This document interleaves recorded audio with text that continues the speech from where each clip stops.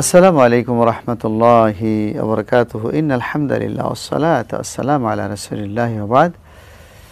কাছে এবং দূরে বিশ্ব জুড়ে যে এখান থেকে আমাদেরকে শুনছেন, আপনাদের সকলকে স্বাগত জানাচ্ছি রূপায়ণ স্কাই ভিলা নিবেদিত ইসলামী জীবন অনুষ্ঠানে, পাওয়ার্ড বাই আর কাবল, সহযোগিতা ZSRM এবং GBTL।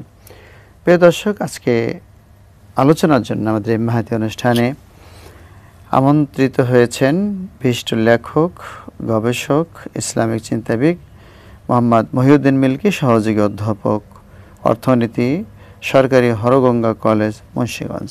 আসসালামু আলাইকুম রাহমাতুল্লাহ। ওয়ালাইকুম আসসালাম রাহমাতুল্লাহি ওয়া বারাকাতুহু। কেমন আছেন?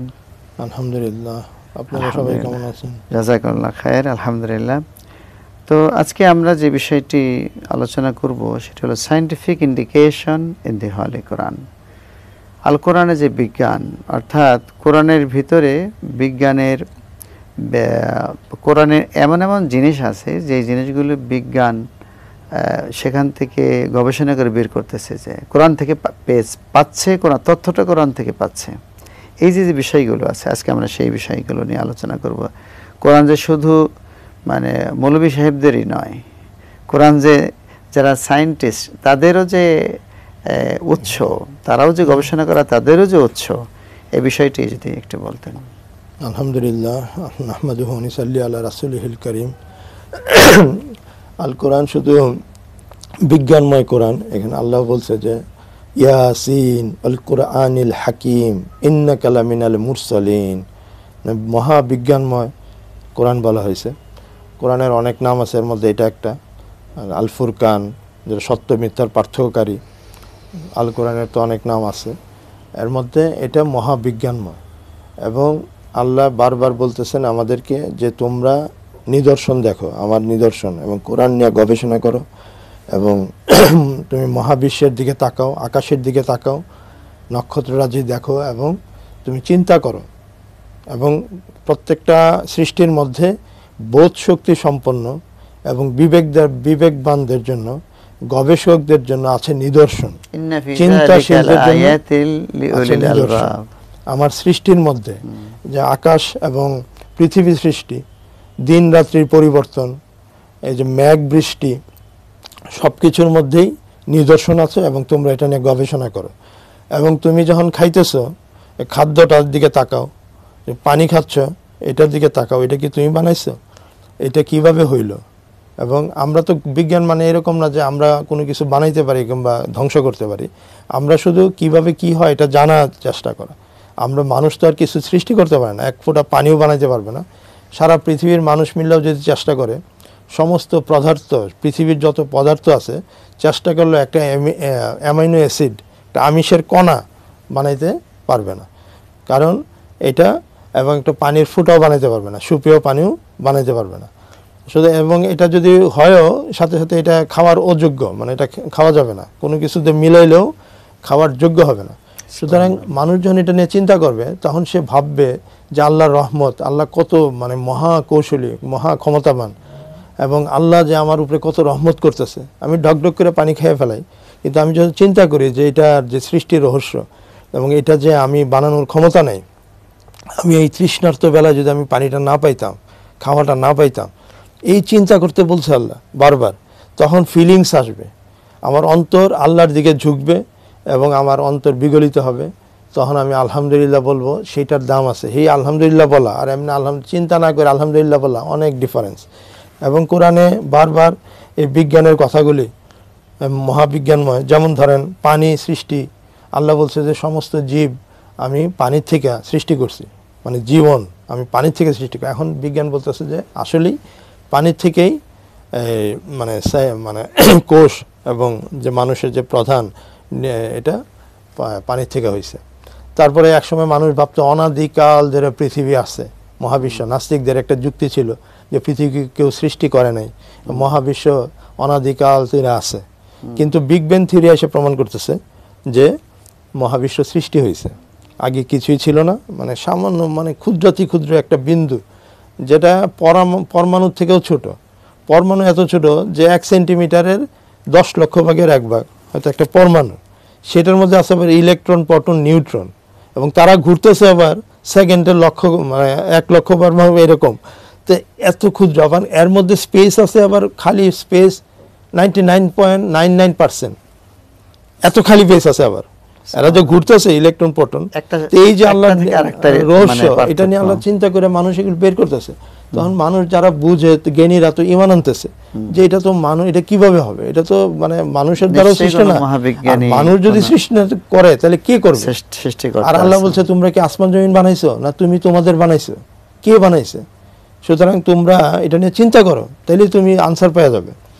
আর আমরা আপনার এই কথাগুলি শুনবো। প্রিয় দর্শক, সময় হয়েছে বিরতিতে যাওয়ার। আমরা ছোট্ট একটি বিরতি নিচ্ছি, থাকুন আমাদের সাথে।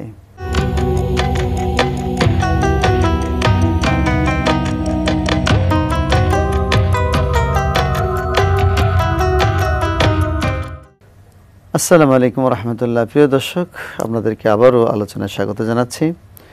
আলোচনা করছেন জনাব মোহাম্মদ মহিউদ্দিন, সহযোগী অধ্যাপক অর্থনীতি, সরকারি হরগঙ্গা কলেজ।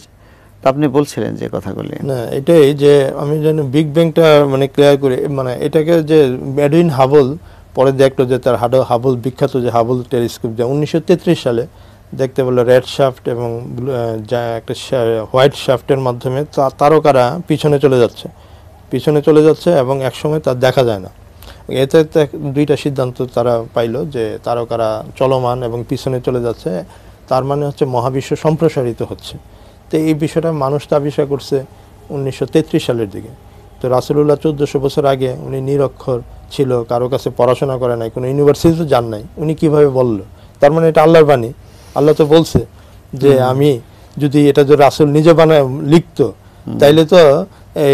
তাইলে তোমরা এরকম লেখো দেখি।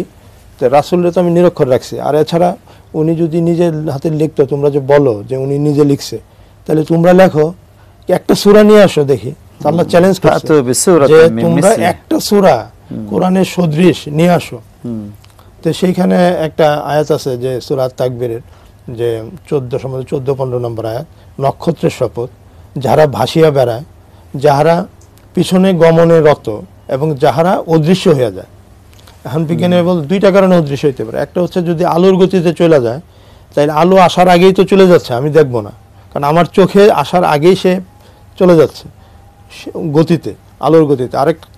আরেকটা হতে পারে যে ব্ল্যাক হোলে পরিণত হয়, যে ব্ল্যাক হোল, যে নক্ষত্র পুড়তে পুড়তে প্রথম হচ্ছে রেড শাফট থাকে, রেড জায়ান্ট, তারপরে হোয়াইট শাফট, তারপরে হচ্ছে ব্ল্যাক হোল, যে কোনো নক্ষত্র।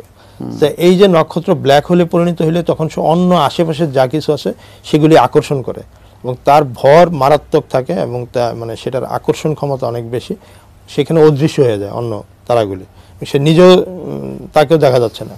তো ব্ল্যাক হোলের সাথে আবার একটা হাদিসের কথা মনে হচ্ছে, যে হাদিসে কিন্তু আছে যে ব্ল্যাক হোল মানে সাথে মিলে আর কি, যে ব্ল্যাক হোলের যদি 1 চামচ 1 কাপ পদার্থ পৃথিবীতে ঢালা হয়, পৃথিবী ধ্বংস হয়ে যাবে এবং এটা এত কালো। আর হাদিসে আছে যে মানে দুজকের আগুন মানে পুড়তে পুড়তে সাদা লাল থেকে সাদা এখন কালো, এবং দুজকের পদার্থ যদি সামান্য পৃথিবীতে ঢালা হয় তাহলে পৃথিবী ধ্বংস হয়ে যাবে।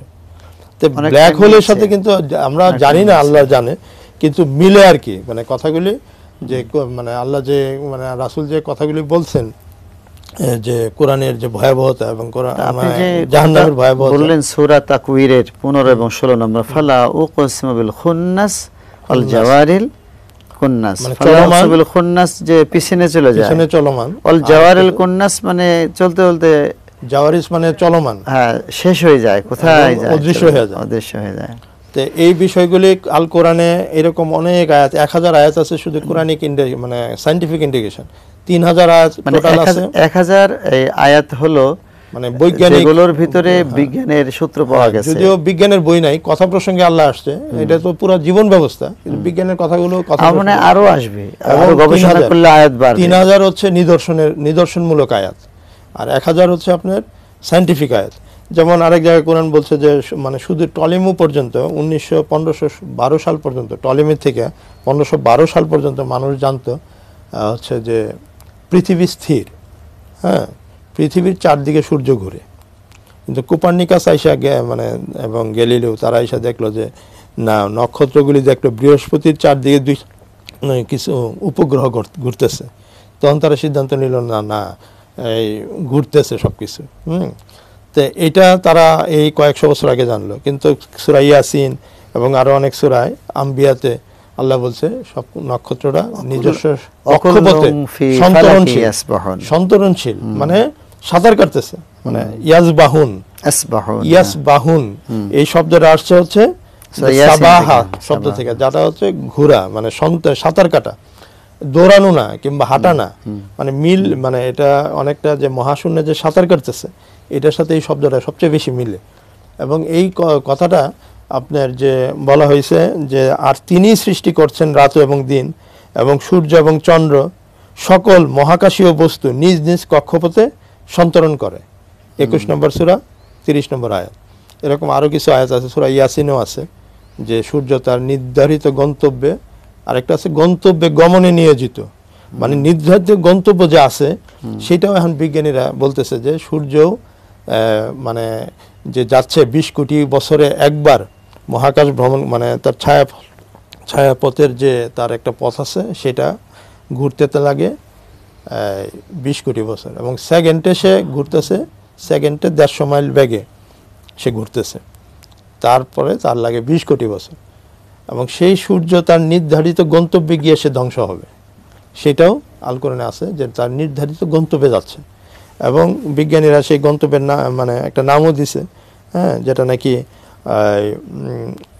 প্রক্সিমা সেন্ট্রাম, মানে অ্যাক্সিস, একদম লাস্ট অ্যাক্সিসে সে গিয়ে পৌঁছবে এবং তার জ্বালানিও হয়তো শেষ হয়ে যাবে, অথবা সে ব্ল্যাক হোলে পরিণত হইতে পারে।